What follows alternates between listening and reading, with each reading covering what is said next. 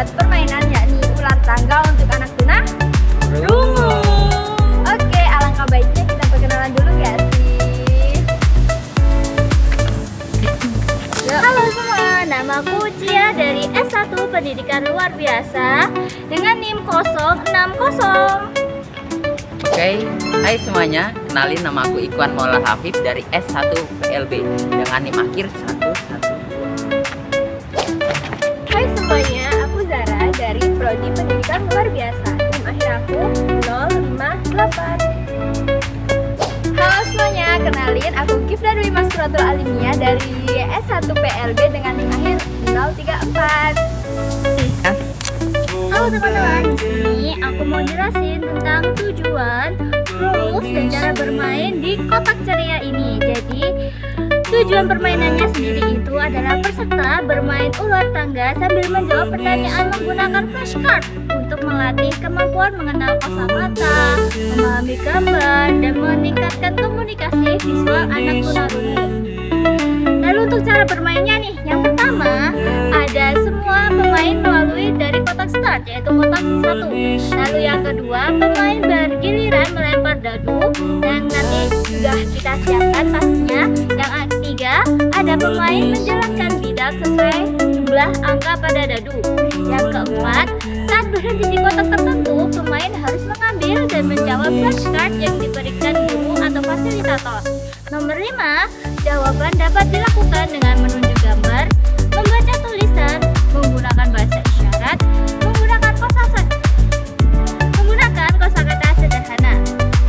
Untuk aturan mainnya, ada jika pemain berhenti di kotak tangga, pemain hanya boleh naik apabila berhasil menjawab flashcard dengan benar, yaitu di kotak tanda tanya ya ada tulisan kuisnya. Jika jawaban kurang tepat, pemain tetap berada di kotak tersebut dan tidak dapat naik tangga. Untuk aturan X-nya, jika pemain berhenti di tanda X, pemain harus turun mengikuti arah X. Namun, fasilitator dapat memberikan kesempatan seperti memberikan flashcard sebagai bonus jika jawaban benar, hukuman dapat dikurangi. Misalnya hanya turun satu kotak atau tetap ada di tempat. Oke, untuk mulai permainannya, pemain pertama ada Iwan. Halo, aku Iwan. Yang kedua ada Zara. Halo, aku Zara. Ayo kita mulai permainannya, let's go. Oke, untuk step pertama, pemain yang pertama harus melempar dadu dulu dan melangkah sesuai nomor yang ada di dadu.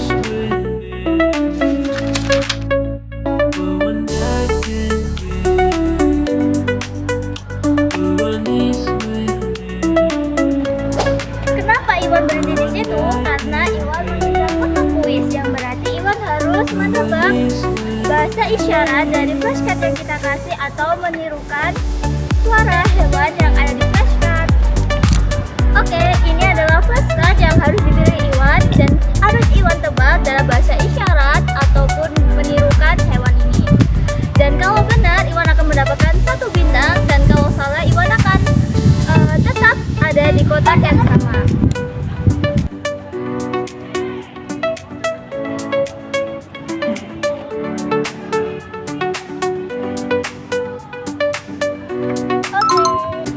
Oke, karena Iwan sudah berhasil menebak isyarat dari sapi, maka Iwan akan dapat 1 bintang.